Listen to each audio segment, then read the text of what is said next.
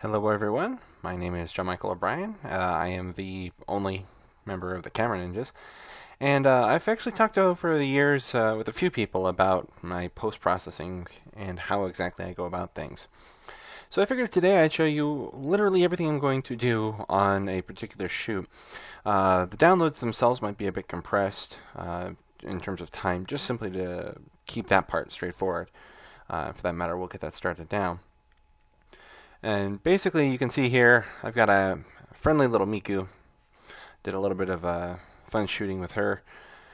But basically, what we're going to do is we're going to come in and, well, I'm going to show you everything I do when it comes time to post-process. Now, something worth mentioning, I'm terrible with Photoshop. I don't even pretend to be anything but.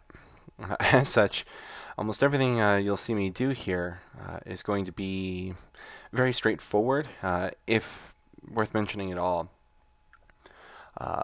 My fundamental theory on the matter is simply just make sure you get it right into the camera and go from there. The reason for it is actually relatively straightforward. Uh, Anything you do in the camera, you don't have to redo later. And more than that, if you do it right into the camera, it's going to look better no matter which way you slice it. So you can see I did my import. Turns out that's only half because I got Lightroom. Now we switch over and I grab my Lightroom. And we take and import the data into my Lightroom libraries as well.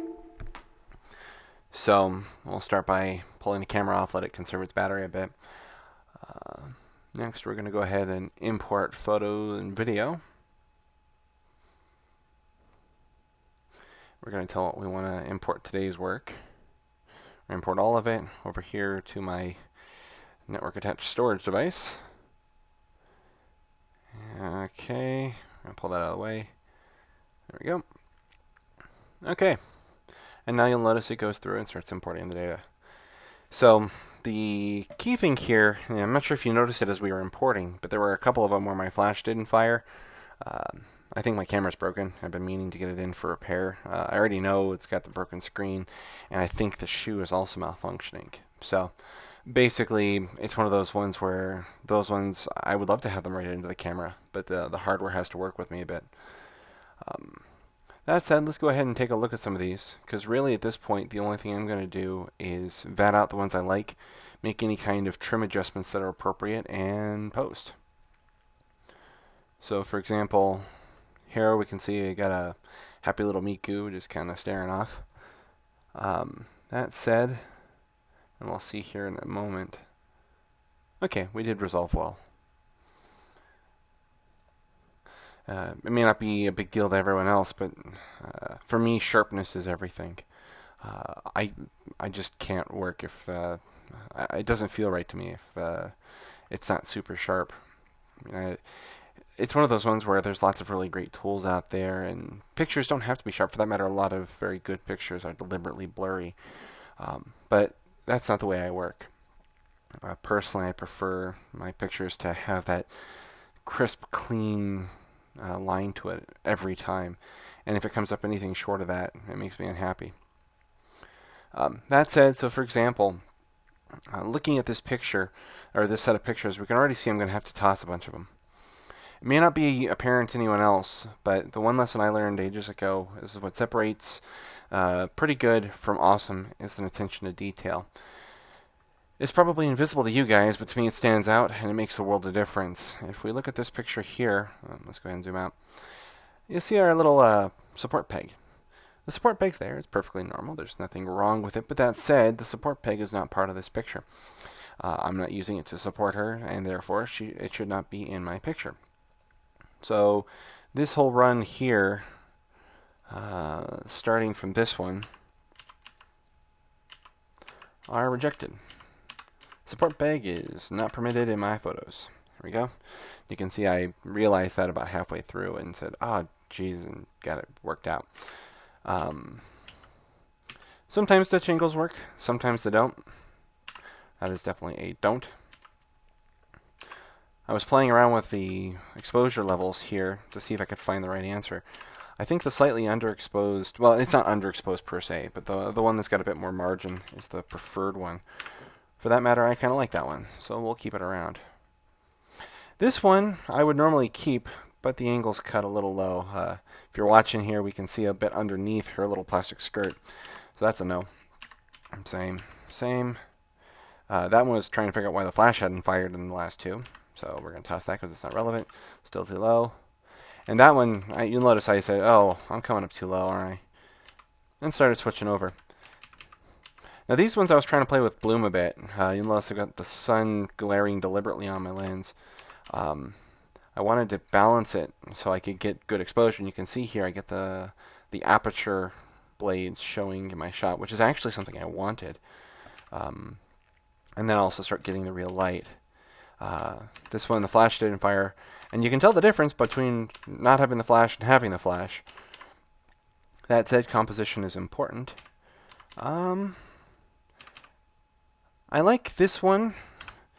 And I like that one actually even quite a good deal better. Let's see here.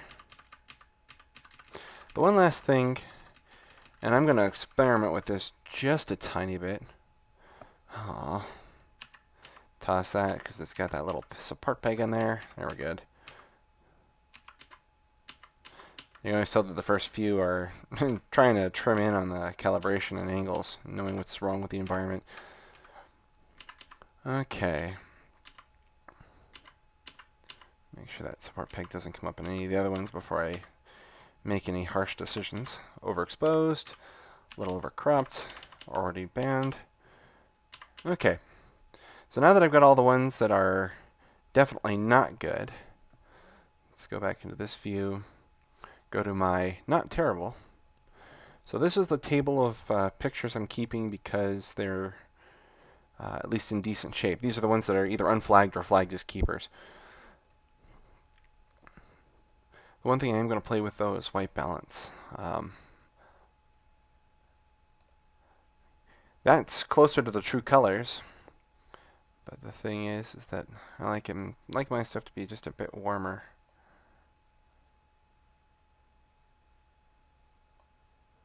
Yeah, let's reset it. Okay.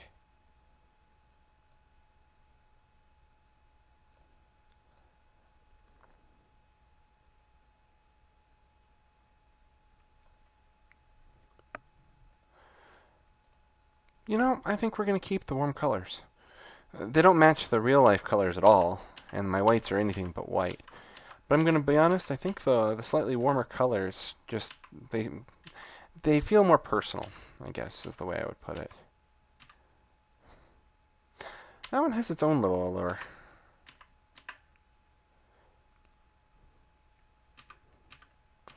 Okay. I like this one. It's centered a bit better, so we'll keep that one. Right, and that one's got slightly better color due to its exposure. That one's got good action space and is composed decently, but I asked the question, what is it doing? Now here, she's looking at us. That I can handle. The Dutch angle doesn't work for us there.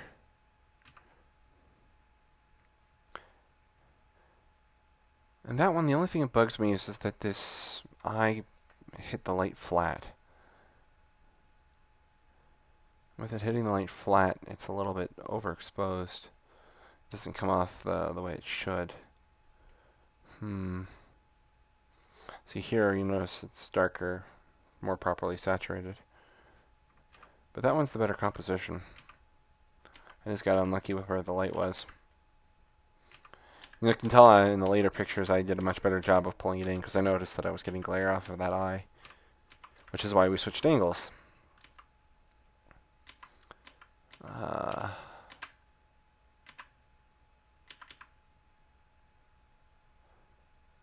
Okay.